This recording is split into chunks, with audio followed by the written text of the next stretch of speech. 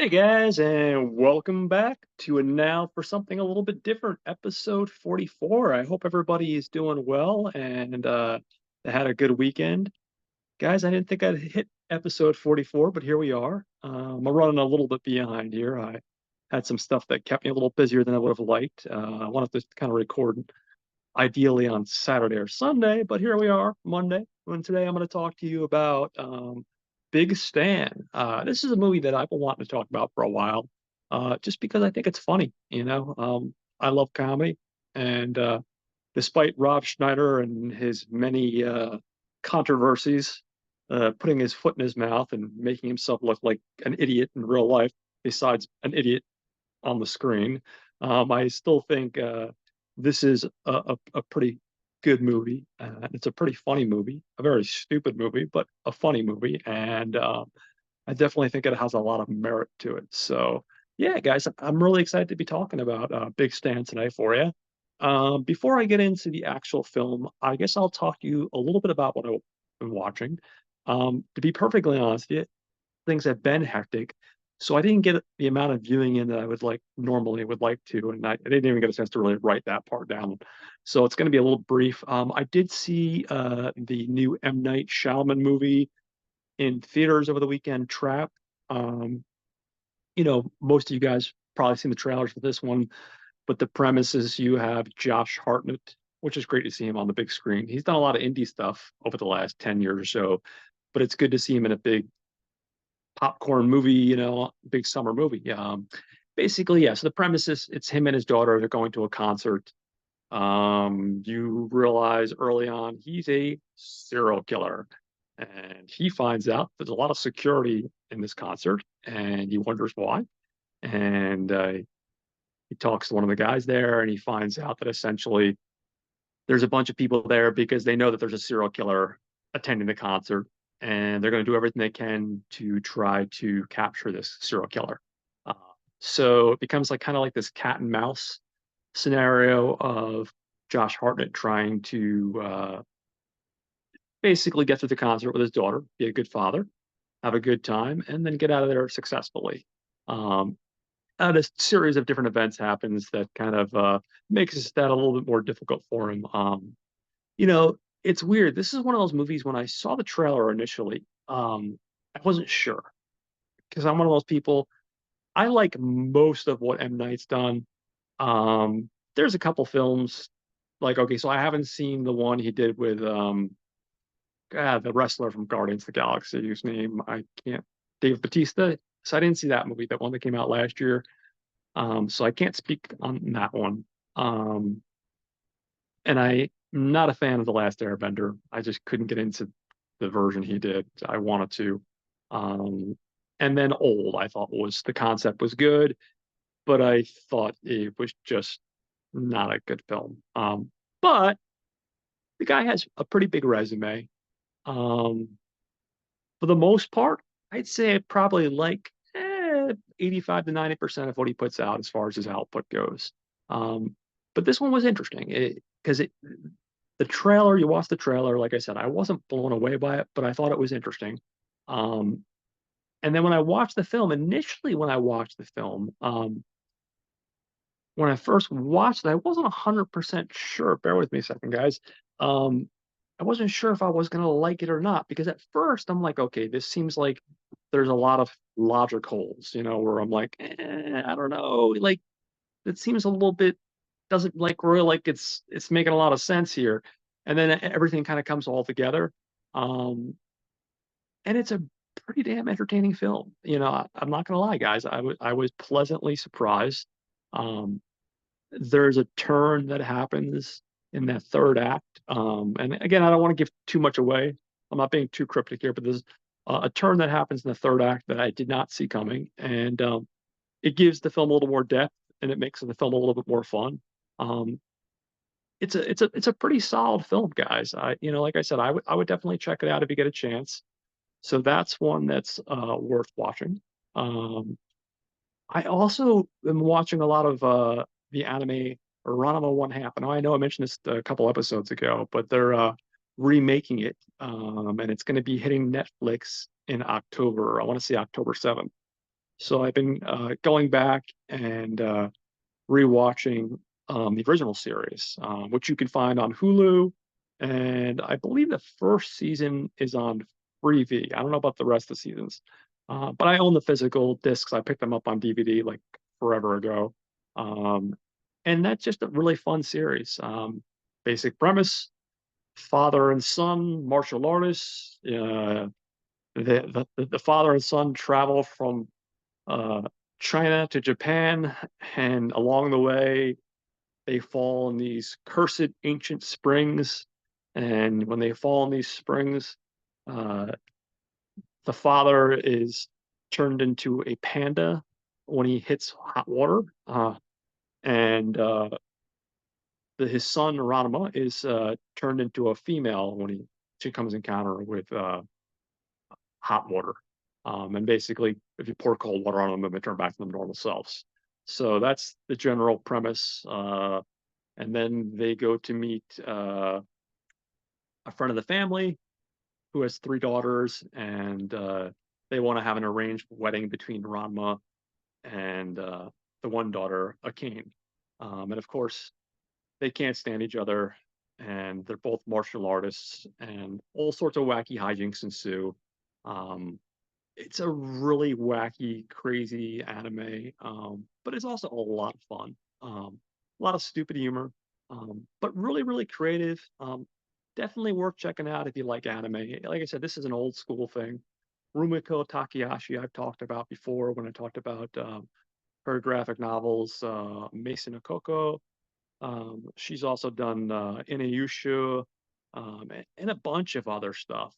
She's very well renowned and well renowned. Excuse me, I can make words there. I promise there, guys. Coming off a 10-hour shift here, so I'm a little tired. Um, but yeah, no, she's a really solid writer slash artist, and the series does a really great job of capturing the spirit of the manga. I'm really hoping that they nail the new remake of the anime. The animation on it looks really, really gorgeous so far. Um, I mean, I like the animation style on the original. It was all hand-drawn animation, as far as I know. And believe it or not, it looks like the new series is going to be a hand-drawn animation too. So to me, that's always a plus. I mean, I'm not one of these people that don't hate CGI animation.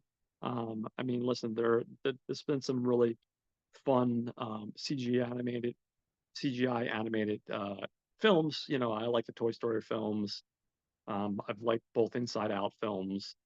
There's a slew of different animated films that have used CGI, and they've done it really well. That said, I still do kind of have a little bit of a preference, I think, towards hand drawn animation. So, you know, like I said, it's just a particular preference that I prefer. But at the end of the day, if you can tell a good story, something that's immersive and that pulls your audience in, that's really the most important thing. And I think this is going to be really good. I'm really looking forward to the remake. So, yeah, I didn't watch a ton of stuff, guys. Just a handful of things. I'm playing some video games. You know, I'm hooked on GTA 5. You know, a million years after it's been released. You know, I play games like that, and you know, Monopoly. Believe it or not, I'm hooked on that. I play it online with my Xbox, and I'm an addict. You know, so I'm old school, guys. So between that and then work and trying to get ready for some other stuff, yeah, life's been keeping me busy. But yeah, all that leads into Big Stand, guys. So interestingly enough, now this is one of those movies I think is very polarizing for some people. I don't know why. It's back in the day. It came out in, hold on, in 2007, and this is back when you could just make a dumb comedy and not having to worry about offending someone or some group. There's things in this film that are going to. But at the end of the day, if you just take it for dumb humor, and you just want to laugh and you can put all the bullshit aside, then you're not going to have a problem. I mean, like some people on Rotten Tomatoes were writing, you know, some of the critics were like, oh, it's, you know, there's a lot of racial stereotypes and poor humor, and, you know, they're making light of rape and they're making light of this and all these racial stereotypes. And it's like, guys, like the idea of a comedy movie at a certain point is just to make you laugh. And I get that humor is subjective, just like any other form of entertainment. It's subjective, you know, um, but it's not meant to offend. It's not politics. Um, Again, this is a 50-year-old man, so maybe I'm just not of that generation where I care whether or not it offends somebody. I'm not saying I'm going out of my way to hurt someone, but when it comes to comedy, I don't care if it offends you because it's it's not meant to be taken seriously. It's not politics. It's not me attacking your group or this group. It's just there for dumb laughs. Um, anyway, enough of my rant about comedy, guys. You're not here for that. You're here for me hear me talk about Big Stan. So Big Stan came out in 2007. It basically went straight to DVD. Now, according to those people at Rotten Tomatoes, it had an 11% score based off reviews from nine critics. So it didn't really favor well with the critics. But I'll tell you what, the people that I know that have seen this film um, have enjoyed it. I haven't talked to someone that's actually watched the film and said, "Man, that thing was a piece of shit," you know. Um, and I think Rob Schneider doesn't get enough credit. Like I said, I know he's a bit of an idiot in the real world, um, but when he's on, he's on, and I give him credit, guys. He directed this film and he starred in it. And I give any actor credit when they're making the leap into directing films. I think that's a bold move, and I think it's a lot more challenging than some people might think. There's a lot of work that goes into it. So this film was made for about $10 million, and it grossed about $8 million. I don't think it was marketed very well. I mean, I honestly stumbled upon it back in my back in my Blockbuster days. Back in my Blockbuster days, I used to hit up Blockbuster's used section. They'd always have deals going on, like, five DVDs for 25 bucks, which at the time was a bargain. Now you can get DVDs, used for probably $1, maybe $2. But back then, $5 for a DVD was great. And I had been familiar with Rob before. I had seen a lot of his SNL stuff from Saturday Night Live back in the day, and of course, he's been in almost everything Adam Sandler's done. So I was always a fan. I'm not gonna lie. I go in with that perspective of always being a fan of Schneider. Um, but I bought this one impulsively because I do like Schneider, and I thought, oh, he's directing too, so let me give it a shot. Um, I love the film. It's just stupid fun. Um, it's not trying to be anything serious. It's not trying to reinvent the wheel. It's not trying to be anything more important than what it is. Um, but it's a really fun, dumb movie. You can find it on Tubi. Um, you can definitely buy on DVD pretty cheaply. Um, so definitely, if you like the Tubi, watching it on Tubi, definitely go ahead and pick up a copy, guys. Support that physical media. So I guess I'll go into a little bit about Schneider. Rob Schneider was born in San Francisco, and he began his career doing stand-up. Um, he actually made his big debut on television in 1987 on an HBO special. They did a special for up and coming comedians called the Young Comedian Special, which ironically was hosted by Dennis Miller. Um, and that did pretty well. It kind of said, "Oh, okay, this guy's funny. He's been, doing the stand-up comedy thing for a little while." It kind of put his name on the map a little bit, gave him a little recognition. And then in 1990, things really started to coalesce, and he had his first big break. And the first real big break was Saturday Night Live. Yeah, he auditioned and he landed the part. And he was on there between 1990 and 1994, doing a total of 80 episodes. So it's pretty cool, the local guy makes good, Just bear with me a second, guys. Got to turn my page. Now, from a directorial debut, I guess I'll talk about what he's directed because Rob, people know him as an actor and stand-up comic. I've actually seen him do stand-up comedy. He actually did a an event here in my hometown about 10 years or so ago. I forget what it was for, but it was a fundraising event. Um, and he also does a really good stand-up routine. So I was surprised because I had only known him from, TV and film. But anyway, back to his directorial debuts. This was his first film that he directed, Big Stan. This came, like I said, came out in '07.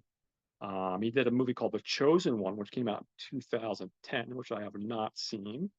Um, he directed 16 episodes of a reality show on Netflix called Real Rob, and that was between 2015 and 2017. And then more recently, he did a movie called Daddy Daughter Trip, which came out in 2022, which he directed and also starred his real life daughter. Um, so that's a little bit about Rob and as far as like his directing stuff. When I go into the cast, I'm going to go a little bit more focusing on his acting stuff, but I figured focus on this now, and then when I get into the cast, we'll go into the acting stuff. Um, when we get into our writer, we have a guy named Joseph Lieb. Now, Joseph became famous for doing stuff like The Daily Show. He worked on that between 2007 and 2010. He did a total of 598 episodes. The Tonight Show with Jimmy Fallon, What We Do in the Shadows, he worked on that. Stuff like Silicon Valley. He's also known as a producer too. He produced the television show News Radio, 80 episodes, which is not too shabby. He worked on The Simpsons as a producer. I did total of 22 episodes between 2001 and 2002. And the animated show Drawn Together between '05 and '06. He worked on 15 episodes. So yeah, he has a nice little resume to him and worked on a bunch of different projects. And it's interesting. I always think it's interesting when they're doing multiple things. Somebody that goes from something like writing, but then you find out he's producing or acting, and then he's directing. I don't know, maybe just me, but I always think that stuff's interesting to see them transition and try different things. Um, when we talk about our cinematography, we have a gentleman named Victor Hammer. Now, Victor worked on stuff like the film Lean on Me in '89, Going Under in '91, Surf Ninjas. There's a classic for you guys. Came out in '93. But then he does stuff like Major League in '94, um, Billy Madison in '95, Down Periscope in '96, um, Welcome to Mooseport in '04, and the Veronica Mars TV show between '04 and '05. He worked on that. So again, a guy that's worked in the industry and done a bunch of different stuff. Excuse me, guys. I have to sip a little water. Got a dry throat here. All right, sorry about that. When we get to our editing, we have a guy named Greg Babor. Now, Greg, hopefully I got your last name right. Probably didn't, but I apologize. Now, Greg worked on stuff like Phantom Force in '04, Dark Light in '04, Path of Destruction, Game Day in '06, of course, Big Stan in '07, The Chosen One in 2010, another Rob Schneider directed film that he directed, The Girl from the Naked Eye in 2012. And then apparently we have two editors on this film. We also have a guy named Richard Halsey. Richard Halsey has a pretty big career. He worked on Peyton Place, the TV show between '68 and '69, Rocky in '76, Boulevard Nights in '79, American Gigolo in 1980, Losing It in '82, Dreamscape in '84, Mannequin in '87, Earth Girls Are Easy. I love that stupid movie. Um, Edward Scissorhands in 1990, Pumpkin in '02, and then another personal favorite of mine, Sorority Boys in '02.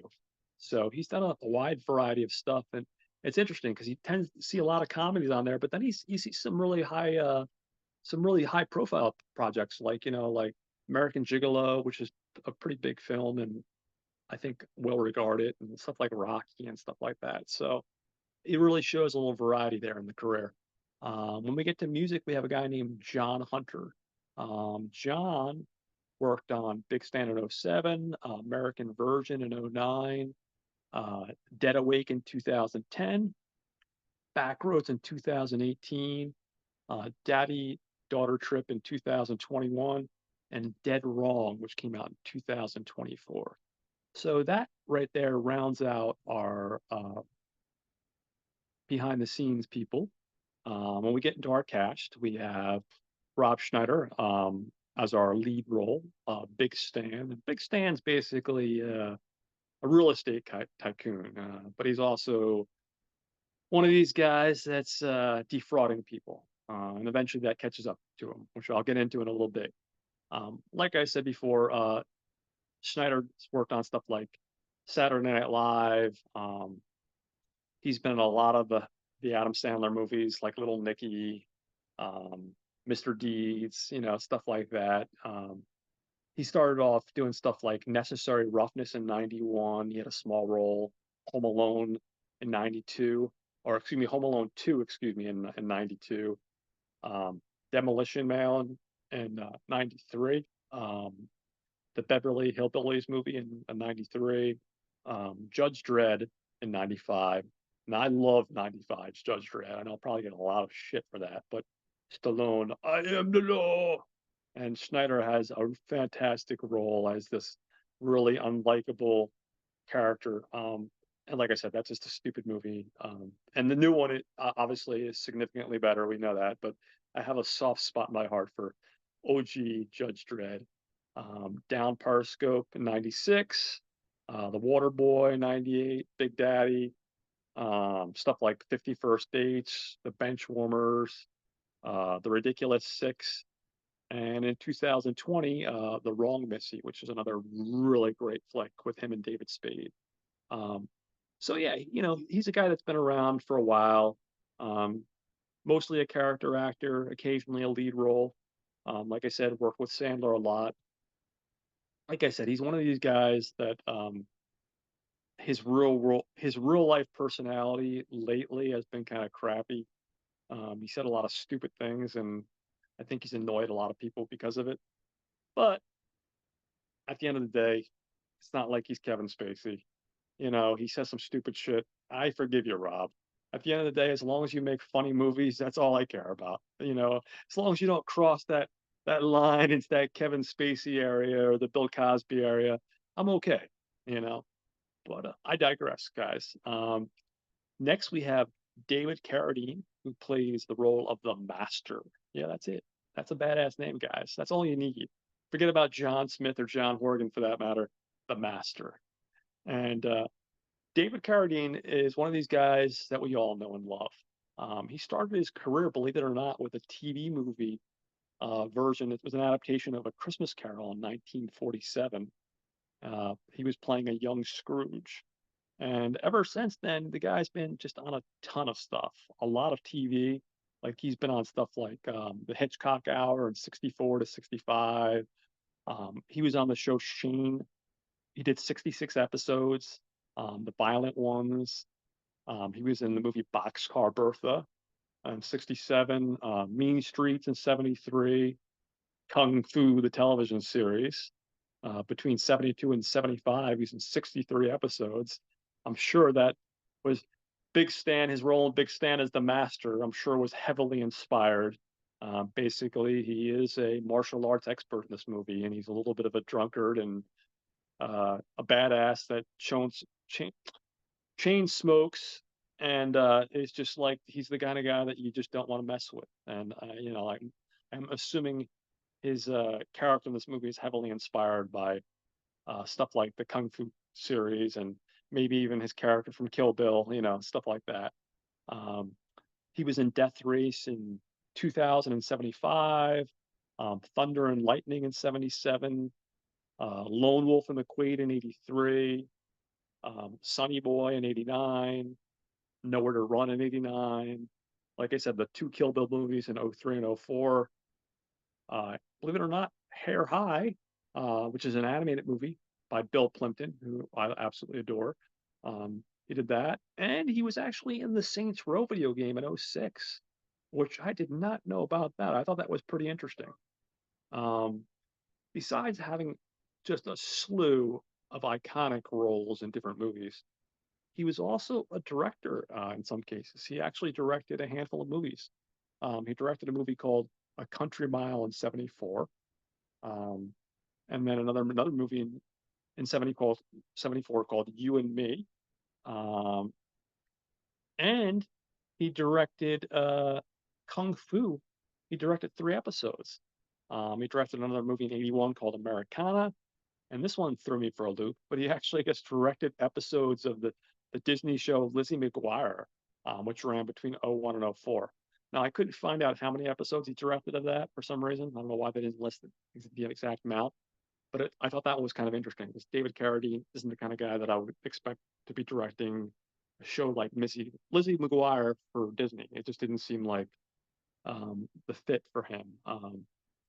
So that's a little bit about David Carradine, and obviously someone like Carradine, he has a huge resume. I think he has like 239 credits, guys. So I could have gone into listing his entire filmography, but I just wanted to touch on some of the bigger names, and just say some interesting stuff like the director stuff. Like I said, I'm always impressed by actors that transition to directors. I just think it's an interesting process to come from one headspace and then transition into a different headspace and bring that to the screen. I think you bring something different, a different perspective, having been an actor and then trying your hand at directing. So um, yeah, that covers a little bit about David Carradine and some of the stuff that you guys may be familiar with or maybe not be familiar with. I don't know. Next, we have Jennifer Morrison. She's playing the role of Mindy, who is Stan's wife. Um, she's been in stuff like a film called Intersection, which came out in '94, Miracle on 34th Street, which came out in '94, Star of Echoes in '99. She was in a couple episodes of Dawson's Creek. She was in the film Grind in '03, Surviving Christmas in '04, Mr. and Mrs. Smith in '05. She was in Star Trek in '09, the film Warrior in 2011, and she was in the television show How I Met Your Mother, which ran between 2010 and 2014. She was in 13 episodes.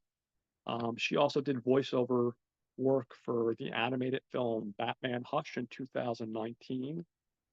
So yeah, she's one of those people that if you look at and you're like, oh, okay, the name doesn't ring a bell, but then when you start listening to credits, you're like, oh, okay, I think I know her from that now that you mention it. She's one of those type people. Um, we have Richard Kind, and Richard Kind plays Mal. He plays Stan's first lawyer. He's only in the film for a couple minutes. Now, Richard Kind is another one of these actors. He's a character actor. He's been in a ton of stuff. He was in Nothing in Common in '86, Vice Versa in '88, 21 Jump Street in '89, stuff like Stargate in '94. He was in the animated show Disney's Doug. He was in 31 episodes. Spin City, same thing. He was in 31 episodes. Inside Out in 2015. I just was talking about that earlier. He was in a bunch of excuse me, he was in that movie. Um, he was in the show The Goldbergs. He was in 8 episodes of that between 2017 and 2022. Um, Recently, he was in Beau is Afraid, and then American Dad. He was in 40 episodes. So yeah, he's got a nice little another one with another character actor with a nice little resume. Now playing the role of our second actor, or excuse me, not second actor, second lawyer. I can make words today, guys. I promise. We have Emmett Walsh. He's playing Lou Popper. Um, Basically, he plays a really sleazy lawyer that gets he basically bribes the judge to kind of buy our character Stan some time before he goes to jail. And I'll go into that a little more when I go into the story. And I forgot to write his credits down, guys. I'm slipping here. So I apologize. But he's a character actor and he's been in a ton of stuff. And I don't know why, for some reason, I forgot to write his credits down. But if you go on Internet Movie Database, you'll see his entire filmography. So I do apologize for that. Next, we have Scott Wilson. and Scott Wilson is playing the role of Warden Gasco. And basically, he's a corrupt warden who wants to get the jail shut down so he can turn it into a real estate project. He wants to put up condos, and he will try to rope our man Big Stan into this. Um, Now, you might know Scott Wilson. He was in stuff like Into the Heat of the Night, in Cold Blood in '67, Castle Keep in '69, The Right Stuff in '83, Young Guns 2 in '90, The Exorcist 3 in 1990, Femme Fatale in '91, Dead Man Walking in '95, G.I. Jane in '97, The Way of the Gun in 2000, The Animal in 2001, and he was in 38 episodes of The Walking Dead between 2011 and 2018. So he's another one of these guys that's just been around the block. He's done a ton of stuff.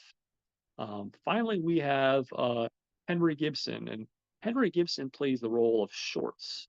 Um, Interestingly enough, this was his final role before he passed.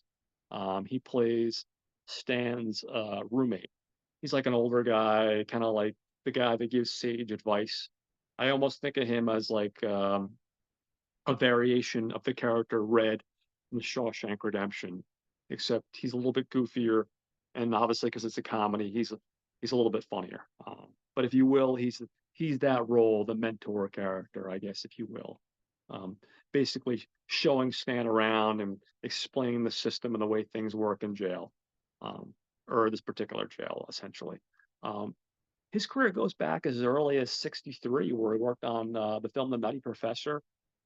He worked in Kiss Me Stupid in '64, the animated version of Charlotte's Web in '73, Inner Space in '87, The Burbs in '89, Magnolia in '99, King of the Hill, believe it or not. He did 7 episodes in that.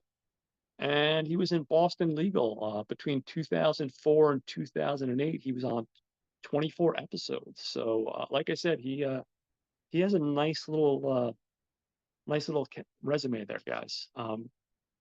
Just give me another second. My throat's really dry here, guys. I apologize. Been a long day. Um, so at the heart of the story, we have a guy named Big Stan, and Big Stan is a corrupt real estate developer. He's defrauding people by selling them timeshares. And like anything, you do enough bad shit in the world, and it eventually catches up to you. And he's a bit of a shitheel.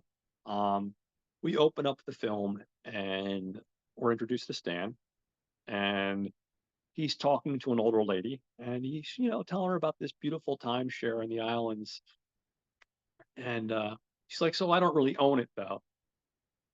And he's like, "No, no, no, of course not. But for 2 weeks, it's all yours. This beautiful condo." And she's like, "Well, I had my nephew look it up, and my nephew said that it's in a bad neighborhood with uh, lots of African Americans, And he's like, "You bring up a good point, and it was one that I was going to bring up to you." And I got to be perfectly honest with you. It is an up and coming neighborhood, and there are a lot of different people from different backgrounds. And among them, some might be African Americans, some might be all different um, backgrounds. But you know what? I'll be perfectly honest with you. Got to tell you something. Those guys, they love white women, and they're insatiable when it comes to their love for white women. And to be honest with you, you know, I'm part black, and if I wasn't married, I'd be all over you right now. So yeah, this is where I guess some of the critics might, some of the more politically correct critics might take issue with some of the things going on. He's basically telling her, like, hey, yeah, it's the neighborhood. It's not the best, but you know what? You come down here on vacation. These guys, they're gonna be all over you. They don't care if you're older or you're flabby, you're young. they just love white women, you know? And now, again, some people might hear this, guys, and they're like, "Oh man, what the hell is John getting me into? Why would I watch this movie? This piece of shit." Like, why are you talking about this film? But me, on the other hand, like I have friends from all different backgrounds. And again, guys, I'm not gonna go on a rant here, but I come from that background of just being able to laugh about everything because life is so very short and you can't take it seriously. And if you get your panties, pardon my French, in an uproar about every little thing, you're just not going to have a fun life. Now, that said, if you watch this movie and you're offended and you just don't find the humor funny, so be it. But there's a lot of that type of humor in this film. Um, and it's not there to offend. It really isn't. It's just there to make people laugh. And I think it's pretty successful. Anyway, back to the story. So Big Stan is talking to this lady, and when she hears that, she's all of a sudden convinced. She's like, "Yeah, sign me up," And just as that happens, his wife, who's his secretary, Mindy, walks in, and with him, she's like, "Stan, these men need to talk to you." And apparently, it's from the FBI, and they're there to arrest him. And very quickly, he's given a trial, and this is where we're introduced to our first. Just bear with me for a second, guys. I'm doing a little cheating here, looking down. Our first lawyer, Richard Kind, who plays Mal, and Mal does his best to defend him, but basically, very quickly, Stan loses the case. Um, and he says, "Stan, I want some of that OJ justice. What happened?" And he's like, "Listen, I did the best I could." He's like, "The best you could? Can't we bribe this guy and try to like make this all go away?" And Mal says, "Listen, I'm not that kind of lawyer." Um, so things aren't looking up for our man Stan. Um, Basically, Mal tells him if he wants that kind of lawyer, to go hire another lawyer. So he says, "You know what? You're fired." And he goes ahead and he finds that kind of lawyer. And that kind of lawyer is our man, M. Emmett Walsh, who's his second lawyer. And M. Emmett Walsh plays the role of Lou Popper. And he's the kind of lawyer that you see ads for on television. The guy that says, those ads you guys see on the infomercials. If you've been hurt, injured, or uh, offended in some way, then call 1-800 and we'll make all your problems go away. Well, Lou Popper's that kind of lawyer. Um, but here's what we'll say for Lou. Excuse me, not Will, Lou, um, when they go to the actual sentencing, um, Lou manages to bribe the judge. And while he doesn't get Stan out of jail completely, what he does do is he's able to buy him 6 months so that he can put his affairs in order.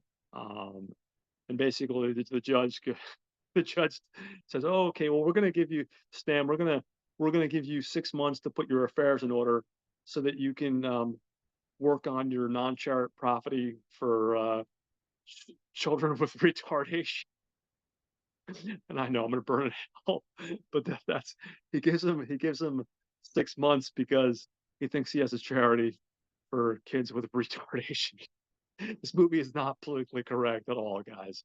He just literally uses the word, and I know, and it's very immature humor, and uh, and I know that I'm gonna burn hell for laughing. But this is the kind of movie it is. And again, if you get offended at everything, just shut the video off now, guys, because you're gonna get offended. I'm not trying to offend you. This movie is just trying to make you laugh. So yeah, he does get that. He's still a little bit annoyed. He's like, "Dude, I gave you $100,000. I thought you were going to make this all go away." And Lou's like, "Listen, man, it's only $100,000. I was able to buy you some time, but let's get real here, you know." Um, and he's like, "Listen, anytime you do enough shitty things in the world, it eventually catches up with you, and you're going to eventually have to do some jail time." And he's like, "Listen, I know I'm a shitty lawyer, and I'm corrupt, and eventually it's going to catch up with me as well, you know." And FYI, guys, it does catch up with him at some point. Eventually, at the end of the movie, he ends up in jail as well. So, yeah, so Lou manages to buy him some time, um, and in that time, he tries to get his life in order. He's initially very depressed because he knows what happens in jail, and our man Stan is 5'3" and not very intimidating. He's having dinner with his wife Mindy, and he's talking about how shitty things are going to be, and how he's afraid that he's going to be manhandled in jail. And she's just talking about how before he goes to jail, like, hey, I love you and you love me, and you're going to be gone for 3 years. Can we do something? And he's like, why? What do you want to do? Do you want to like get a dog or something? And he's like, no, I want to have a kid so I won't be so lonely. And he's like, a kid? He's like, what are we supposed to do when I get out of jail? Or are we supposed to like, you know, send that kid to like an orphanage or something? And he's like, that's not fair to that kid. He's like, I mean, what do you, why are you want a kid? And she's like, no, I don't, I want to keep the kid. She's like, it's just something, I love you and I want to have that with you. And he's like, well, listen, why don't we table that for right now? Right now, I just got to focus on what I'm going to do before I get put in jail for 3 years. So he's not in a good place. He goes to a biker bar and he gets drunk. And while he's there drunk, he sees a guy with a big tattoo on his sleeve on his arm, and it says, Oaksville State Prison. And he goes up to the guy and he's like, have you done time? How many years did you do in jail? And the guy looks at him and it's like, none of your fucking business. And he's like, no, I'm asking you for a reason. I just got sentenced to 3 years in jail. Um, and the guy goes, I don't care. And he's like, well, if I give you $100, can I just ask you some questions? And he proceeds to have this conversation with this guy. And the guy's like, basically based on your height and your appearance, he's like, I hate to say it to you, but you're going to get raped in jail. And, of course, Stan is in utter shock. He's like, what do you mean? He's like, it's just the reality. He's like, if you, if you line up with one of the groups in jail, like, like become like a neo-Nazi, maybe it'll be a little bit easier. He's like, oh, well, I guess I can become like a neo-Nazi for 3 years. It's like, I'm not thrilled the prospect, but, you know, I can deal with that. And he's like, yeah, then you'll only get raped by the neo-Nazis. He's like, hold on a sec, I'm gonna get raped by the neo-Nazis. He's like, well, yeah, there's still a pecking order. You're still gonna get raped. So he's like, do you have enough money to bribe these people to make life easier? And he's like, do you have any mob connections? He's like, well, I don't have any mob connections, and all my money's been frozen. So he's like, okay, well then I hate to say it, my friend, but your things aren't looking too up for you. Um, so this only furthers his drinking, and it makes him realize that things are not going to be looking too good unless he does something. So he goes home and he passes out. And the next day, he's woken up by his wife, Mindy. And he's like, hey, babe, good morning. And she's like, good afternoon. It's 2 o'clock in the afternoon there. Honey, it's time you got up. And he's like, I had the worst dream. She's like, I had this dream that I was sentenced to do 3 years in prison. She's like, dream? She's like, no, that's a reality. And he's like, oh, shit. And then the sense of dread comes back on his face. And she's like, you'll be okay. Remember, you're a survivor. You can do anything. I believe in you. And then he's like, you know what? You're right. He's like, you know what? I came from a broken home with absolutely no money, and I just had to make do. And everything I have, I made with my own two hands from nothing. So at this point, he becomes a little more proactive. And you see him go through like a series of events. Um, like he gets this book on how to smuggle things up your ass. He's sitting on a park bench and he's reading it, and you see this lady just look at him like he's fucking crazy, and of course, leaves. And then you see him next thing, you see him at a local martial arts academy, And in this martial arts academy, there's a bunch of kids and a couple of people that are probably his age. And after about a week of this, he talks to the guy and he's like, Master, I think, Master Chung, I think. I'm probably getting my name wrong. I don't see it written right down here, so I apologize. He's like, I've been doing this for a week and I don't feel like I'm being challenged. This is really boring. And he's like, Oh, you want a challenge? You want a challenge? I'll challenge you. And then he has one of his students face off against him. And initially, it's this Oriental guy or Asian guy, excuse me, even shorter than Stan. And this guy like just goes to town on him. But then Stan gets angry and he manages to kind of like get the guy to the ground and kick his ass, surprisingly. Um, but that pisses off the dojo master, and I'm going to say his name is Master Chung. I don't know why I thought I wrote that down. I probably forgot. Sorry, guys. Um, and Master Chun basically throws him out of the dojo and proceeds to kick his ass and says he's not getting his deposit back. So our man Stan is very disheartened at this point. He's like, "Oh shit, things are getting real. I need to figure things out." Um, while this is happening, um, we're introduced to another character, the Master, played by David Carradine, and David Carradine sees him outside and he laughs at him. He's like, "It looks like he really got your ass kicked," and he basically busts his chops and calls him a loser a little bit. And, Stan's ego is already a little bruised, and he's like, "Oh, you think you can do better?" And he's like, "Yes, actually, I do." And he basically like punches like this cement pillar and puts a hole in the cement pillar. Um, and Big Stan, of course, is in awe of this, and he says, "I need to hire you. I'm going to be going to jail, and I need to be able to survive. Otherwise, I'm gonna end up getting raped, and I'm gonna get my ass kicked on a daily basis."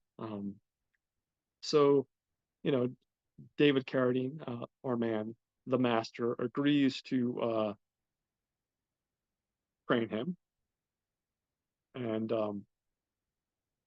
basically the agreement they make is they sign a contract. Stan's money is frozen, but when he gets unfrozen and he gets out of jail, he'll pay him off. So he moves into his house with him, and he's a character. He's that ancient, stoic, badass martial arts master who's been homeless for probably several years and chain smokes and is just very vulgar. Like I said, if you've ever seen the old Kung Fu series, imagine a more bitter, drunken version of that. He moves into the house with Mindy. Him and Mindy and Stan, and he introduces us to Mindy, and Mindy is automatically like he smells. She's like, "Are you sure he needs to live in the house?" And Stan explains to him, Mindy, he's like, "Yeah, I need this training because I'm going to be going to jail in less than 6 months, and I'm going to get raped and I'm going to get my ass kicked on a daily basis if I don't do something." Um, so she's not thrilled with this prospect, but what is she going to do? She tries to make the best of the situation. Um, and the master proceeds to start training. And basically, he's torturing poor Stan. He's making him do all these crazy things, uh, eat all this disgusting stuff, all in an effort to toughen Stan up and make him a warrior, essentially. Um, Now, Mindy is getting upset. She feels like she's being ignored, and she feels like our man, the master, is just going a little bit too far with this training. Effectively, he's taken over Stan's life, and Stan's taking it very seriously because he doesn't want to get raped, guys, and he doesn't want to get beat up in jail. We all hear the stories, and he doesn't want to be a victim. So one night, Mindy comes up to him, and she's like, "I can't live my life like this. Like we have to do something. All you do is train with the master, and all you're doing is that." And she's like, "I need more from this relationship." So he kind of says, he kind of caves. Stan's like, no, I get it. I'm sorry. I'm not trying to neglect you, hon. After we finish my training tonight, we'll go up to bed, we'll watch some movies, we'll cuddle. It'll be just like the old times. So, he goes and does that. She falls asleep. And all of a sudden, in the middle of the night, Stan barges into the room. She's like, Mindy, Mindy, wake up, wake up. And she's like, what happened? And he's like, the master, he's been killed. Two guys came in with guns and they shot him. And now they're coming up here and they're going to rob the house and they're going to rape you. She's like, rape me? What are you talking about? She's like, yeah, they want to rape you. They want to take the house, everything in the house, and they want to rape you. And she's like, oh my God, and she's in full blown panic mode. And he's like, I'm just kidding. And she's like, what are you talking about? You're just kidding. She's like, now do you understand how important it is that I do this training? Imagine if you were in fear of getting raped for 3 years. It's like that's what I have to contend with. That's what I have down the road. So this is why this training is important. So she loses her shit. And she's like, you know what? All you think about is yourself. You don't want to have a kid. All you're focusing on is your training. I don't need this. I'm done. And she walks out. And of course, as she walks out, he's like, good, I'm done with you too. I don't need this. This is more important right now. And they have kind of a big blowout, and for this point in time, she's effectively out of his life. The master proceeds to train him for the next few months and toughens him up. And we see a bunch of really fun training montages, which I won't give away. Um, but there's a lot of fun training montages where he does a bunch of stuff to effectively torture Stan and make life more difficult, but all in the name of, making him a badass warrior. So he does that. And on the night before he's about to go to jail, I'm sorry, guys, my throat's killing me here today. On the night before he's about to go to jail, they celebrate and they have this big dinner with him and their lawyer Lou Popper, and he's like, you're my second toughest fighter that I've trained, and Stan's like, who's your first guy? And he's like, a gentleman named Dang. Hopefully, you never have to meet him. I taught him the way, like yourself, but it was only for self-defense. He unfortunately took it and went in a darker direction, um, and took it to take advantage of people, and you know used it for the forces of evil, if you will. Um, but enough about him. It's a sore subject. He's like, now for your final night of training, you have one last test. And he's like, what's that? And he brings him back to the dojo, and he confronts Master Chung. And Master Chung is like, you want some more of this? And he's like, yeah, bring it on, Master Chung. And of course, at this point, he's a badass. And he effectively lays him out, and it's a quick 30-second fight and he's done. Master Chung is a big pussy and, he's taken out very quickly. Uh, the next day, he gets up and the master, along with Lou Popper, drop him off at jail. And he gets on a bus. Excuse me for 1 second. And on the bus, um, he already comes across his big first confrontation. There's this big, intimidating guy, shaven head. He's probably 6'5", 6'6", all muscular. He's like, "You're mine, bitch. Wait till we get in jail." And Big Stan grabs his nipples and twists them, and he's like, "Yeah, what did you say?" He kind of puts him in check.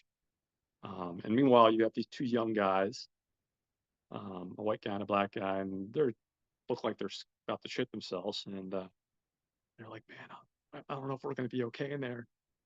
And Big Stan's like, yeah, I don't know if you're going to be okay in there either. You know, he's being real with them. But also keep in mind, Big Stan has done the proper training where he thinks he'll be able to survive in jail.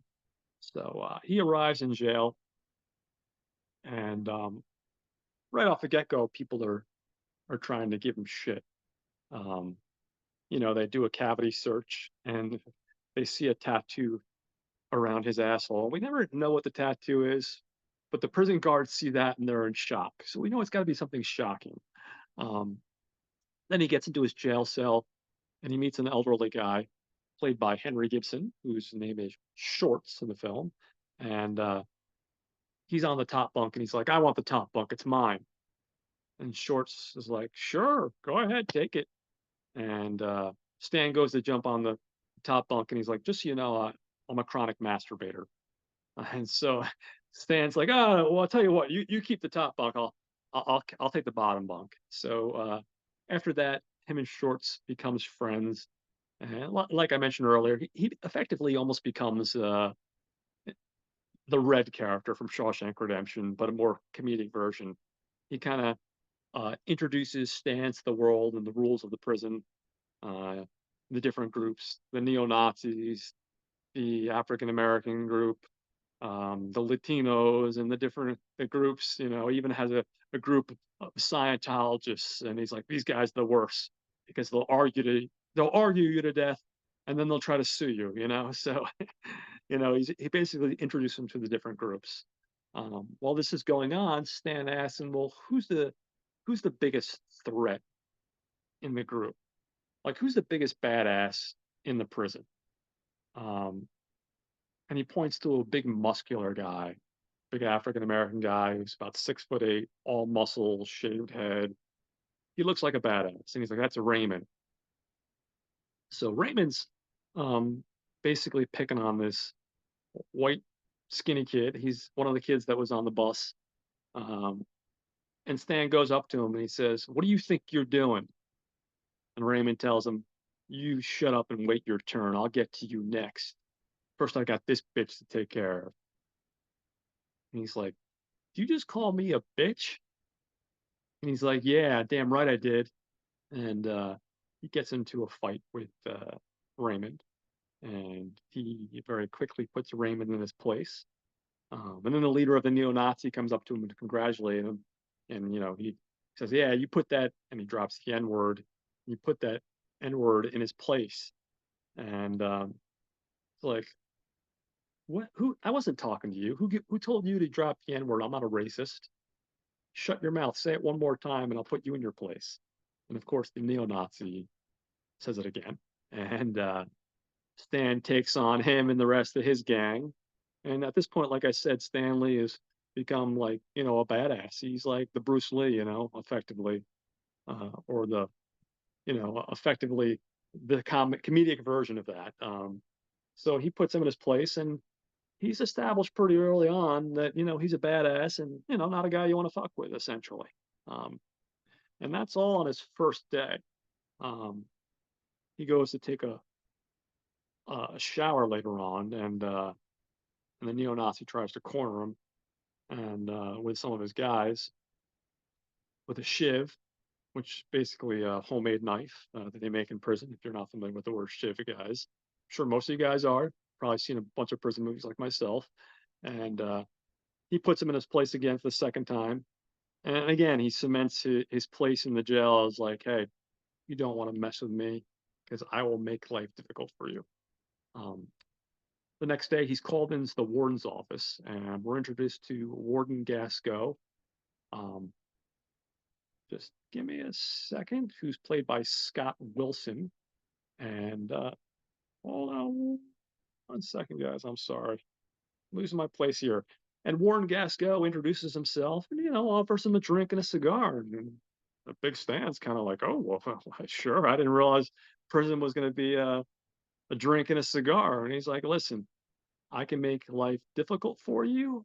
Or if you work with me, I can work, I can make life a lot better for you, even. And Stan's kind of intrigued by this. And he's like, what do you mean better?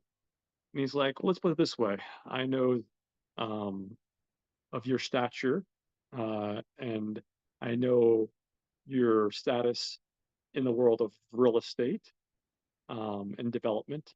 And I was the one that specifically went through great troubles to have you sent to this particular jail.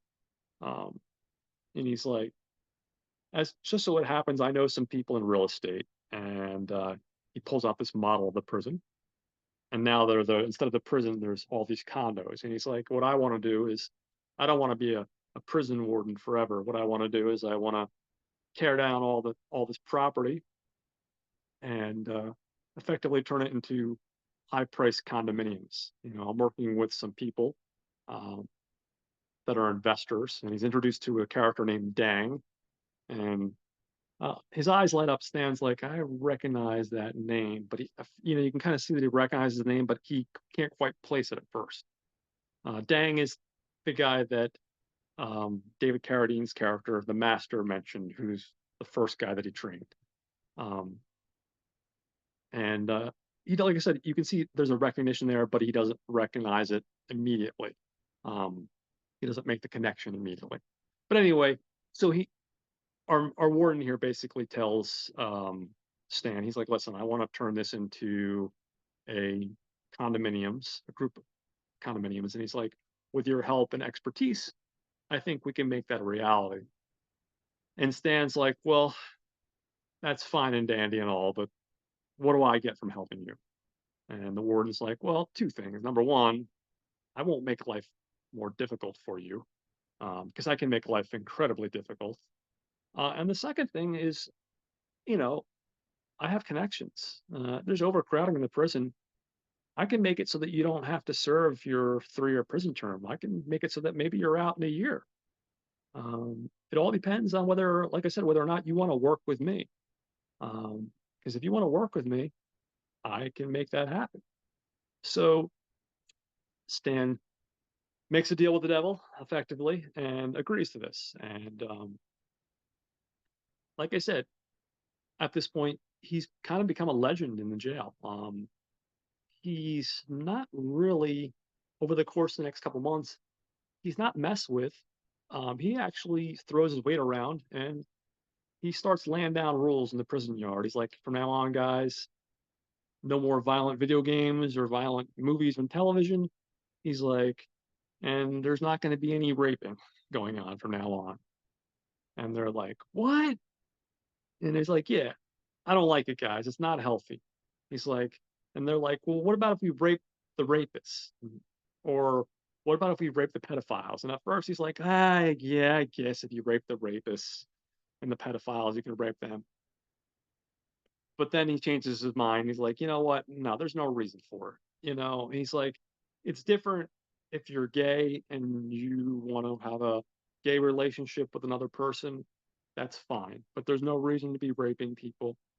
We want to get along. So he turns this prison with basically like your typical prison with a bunch of different groups and different gangs and very divisive attitudes and people that are hostile and at it ends violent ends with each other. They don't, there's constantly things going on. And within a few short months, everybody's kind of getting along and things are going really, really well. Um, he actually writes a letter to his wife Minnie to apologize and basically explain like, hey, I understand why you want to have a kid now. You just love me and you wanted to have a piece of me until I got out. He's like, I'm really sorry for hurting you, and I hope we can change things. I hope we can mend our relationship. And she writes back, and eventually she ends up in jail, visiting him, and they have a special visit, if you will, and they have sex, and they consummate their love, and we find out later on she gets knocked up. Um, so they're able to fix the romance end of things. Now, the warden, the warden, excuse me, happens to notice in the yard that things are a little more peaceful than he'd like. And he's talking to his head guard, and he's like, "What happened?" And the head guard's telling him, like, "Well, Stan came in, and he changed things." And he's like, "Well, we can't have this kind of change." And you get Stan up here right now. And basically, he calls Stan up to his office, and he says, "What's going on?"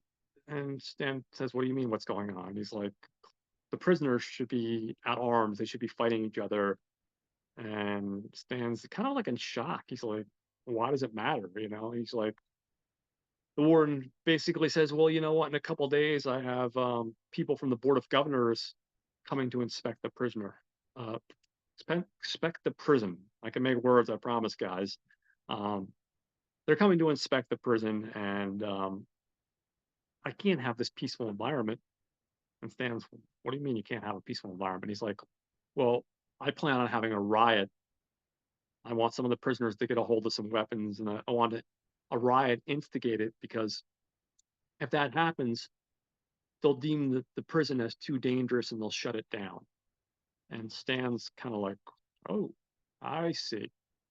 And he's like, "I need you to make it so that they're at arms with each other again and they're willing to, fight and take each other down." And Stan's like, "No, I'm not going to do that." And he's like, I'm not asking you. I'm telling you, you need to make that happen. If you don't make that happen, I'm going to make life more difficult for you. And you're going to spend the next 2 years in the hole. I'm going to make life a living hell, basically." Um, so Stan's sent back to his cell, and you could see he's kind of upset. He feel like he's made a lot of changes for the positive in this jail, and he's made it so it's a place.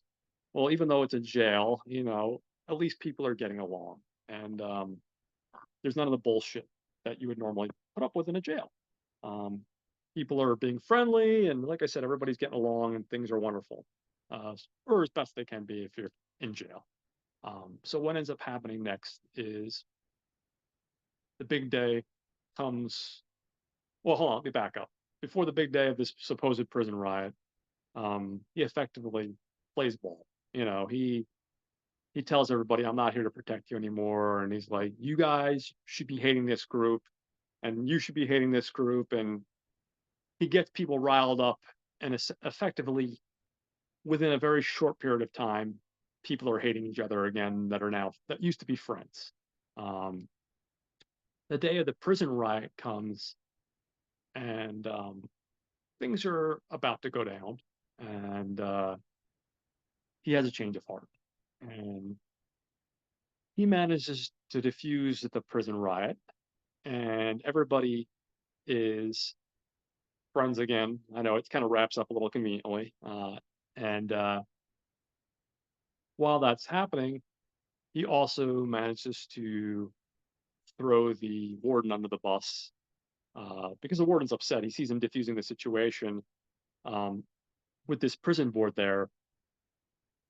And when the warden sees him diffusing the violent escalation, the warden pulls out a gun and tries to start an escalation. Well, he manages to diffuse it. Board of Governors has the warden fired, of course, and Stan manages to get things back the way he had them. And you know what? He's like, "You know what? So be it. If I have to serve my total full 3 years, I shall serve my full 3 years." So the movie kind of ends with him serving his full 3 years effectively, and him making a lot of friends in prison. And he gets out of jail, and of course, his been 3 years. His wife has a small little girl, and the master is still living with him. And apparently, the master has trained his wife and the child. And basically, we have a happily ever after. And I'm missing a couple of the beats here, guys. And I'm, obviously because it's a comedy, I'm not going to get into every little piece of dialogue or every scene that's hilarious. I went into a little bit of what I thought. Lose my little stand here. What I thought was funny. But like I said, it's not a Citizen Kane, guys. It's a Rob Schneider movie, and you have to like Rob Schneider to begin with. I think it's as far as Rob Schneider films, I think it's funny. Even if you take the fact that Rob Schneider's in it and you don't like Rob Schneider, I still think it's a really funny movie. It's effective. The humor is effective. It's dumb. Um, and if you like dumb, stupid humor, you'll like the movie. He does a really good job of directing it. The cast is really good. And it's one of those movies you turn on and you're like, man, I probably shouldn't laugh as much as I did throughout this movie, but I find myself laughing a lot. And it's one of those movies that really doesn't get talked about much at all. I've run into a handful of people that have seen it. Um, and everyone that I know has seen it. Like I said, has told me that they thought it was funny, you know. But like I said, you do have to be willing to put um, any kind of sense of political correctness to the side. If you get offended easily, or if you just don't like stupid dick humor, dick and fart jokes, as I like to call them, or idiot kind of humor, stupid humor, you're probably not going to like this. I thought it was freaking hilarious. I will say the stuff leading up to him going to jail, that first half of the movie, in my opinion, is the stronger half of the movie.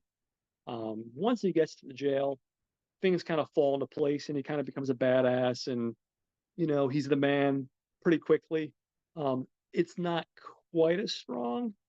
But when I say it's not quite as strong, I just like the first half so much um, that I was slightly disappointed with the second half. Um, but it's still a good film. Um, and it's still a funny film. And like I said, it's a film that people just don't talk about really. So I would definitely recommend it. I definitely think it's worth your time. And like I said, you can find this film on Tubi. So check it out, guys.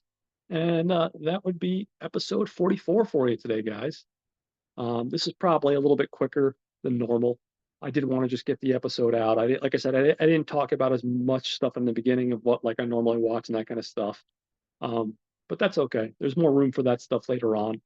I'm going to try to get a graphic novel, maybe cover like something like the first issue or two of something within the next couple days. I just haven't decided which one I'm going to talk about, but I want to get that out hopefully within the next 2 days or so. And then from there, on Sunday, we have our episode 45, which will be pretty exciting because this is one of my spotlight episodes. And like I've talked about in the past, uh, spotlight episodes is something relatively new. It's something I've been doing with my good buddy Jose and my buddy Justin. And what's really cool about the spotlight episodes is we're going to be talking about specific actors and focusing on a handful of films that they've worked on and talking about them and their career. We've talked about Oliver Reed, and we're going to continue that. We've talked about uh, the Devils. I started that with Jose and Mike Wilden. The Wildebeest was there with me for that one. And then since then, we've moved on to talk about Condor Man um, with Jose and Justin. And then last month, if you guys have caught the episode, we talked about the Ken Russell film Women in Love, another Ken Russell joint, which has a lot of strong performances and just a really good movie. Um, so this month, this Sunday, the new Spotlight episode, I'm going to talk to you guys about Hannibal Brooks, which is a film that came out in '69. And I don't want to talk too much about it now because we're going to talk about it on Sunday. But you can find it on Tubi, or not Amazon Prime. It might be on Tubi, but it's definitely on Amazon Prime. And like I've mentioned, you can pick up the Blu-ray pretty cheap on Hamilton Books, I think for like $7 if you like physical media. So check that out for a great price. Um, I'm really excited to be talking about that. Uh, we'll be talking next month about the Oliver Reed film, The Assassination Bureau, in September, which stars him and Diana Riggs. And that's another one that I'm really excited to talk about. So we're going to be talking about them.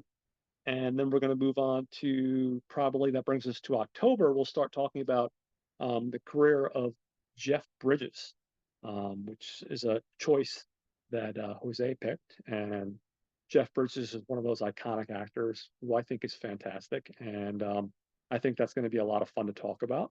So we'll talk about him for about 4 months. And then from there, we're going to move on to Nicolas Cage.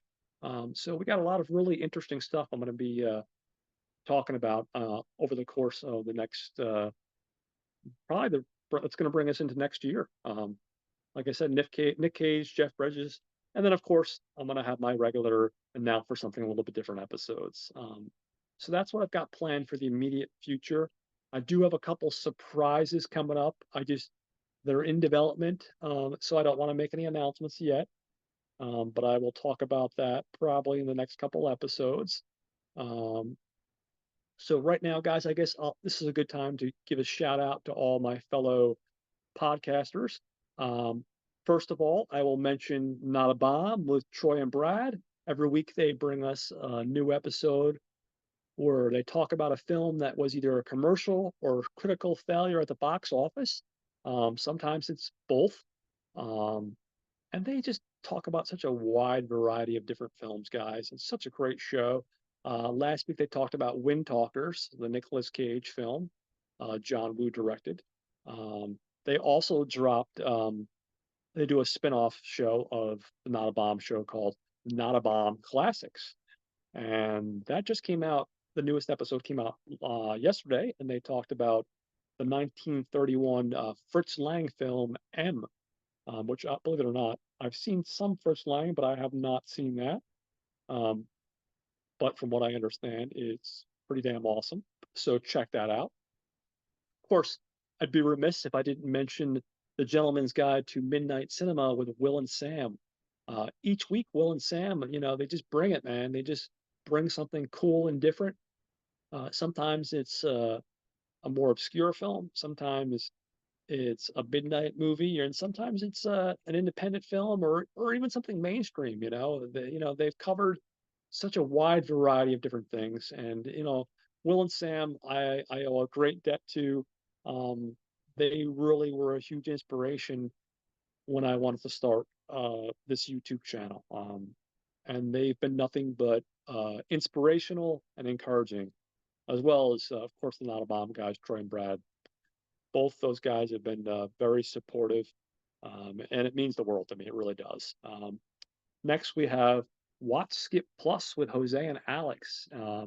Jose has become such a good buddy over the last few months, and it's such a pleasure having him on my show for the spotlight episodes. He brings a wealth of information, and he's such a friendly guy and such a good dude.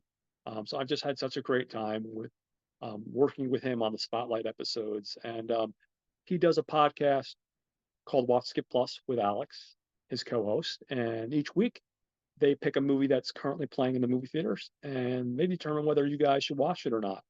Um, this week they're going to be doing the new M. Night Shyamalan film.